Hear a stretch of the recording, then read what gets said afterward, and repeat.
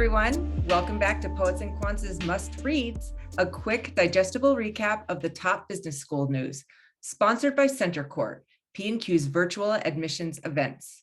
I'm your host, Christy Bleisefer, and I'll be highlighting the most important P&Q stories you might have missed. So let's get to it. Number 1, MBA Pay By Job. Here's how much you're worth.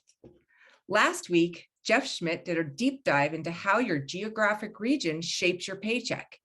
This week, he's running the numbers again to see how your career path affects it.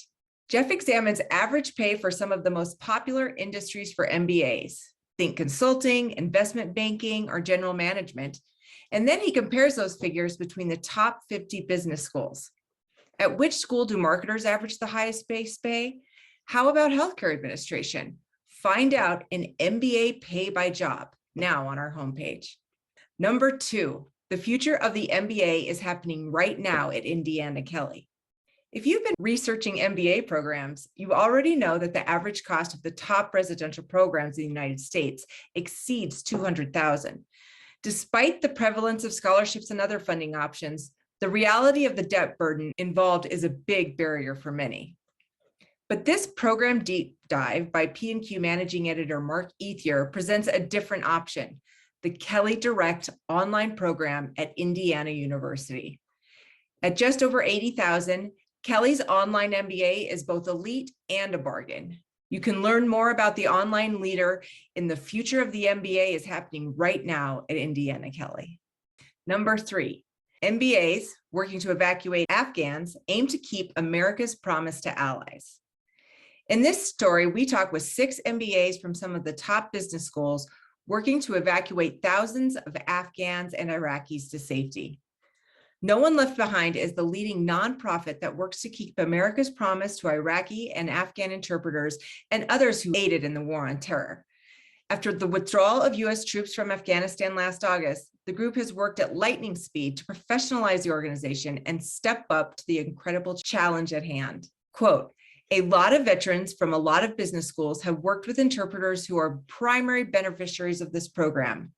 Keeping our country's moral obligation to them, as well as the pragmatic impacts it has on American foreign policy, I think this is one of the defining issues for our generation of veterans," one of the MBAs tells us. You can read this inspiring story now on our homepage.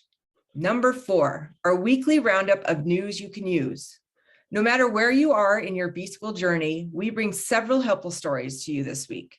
First up, don't miss these 5 tips for crafting a killer MBA resume, complete with specific before and after examples, or these tips for securing the strongest MBA recommendations for your application. Next, the 2022-2023 recruiting carousel is kicking into gear. And after 2 years of COVID, driving recruiting online, you'll find a lot more in-person options this time. To help, we've compiled the upcoming MBA admissions events from the top programs into one handy list. You can find it now in our admissions tab.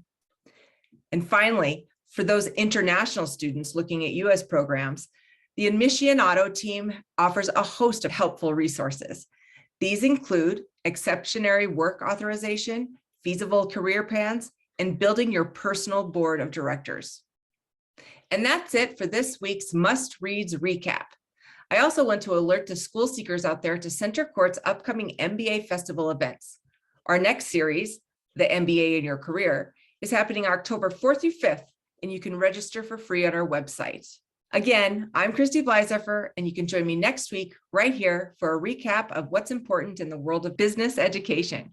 Thanks for listening, and as always, stay informed.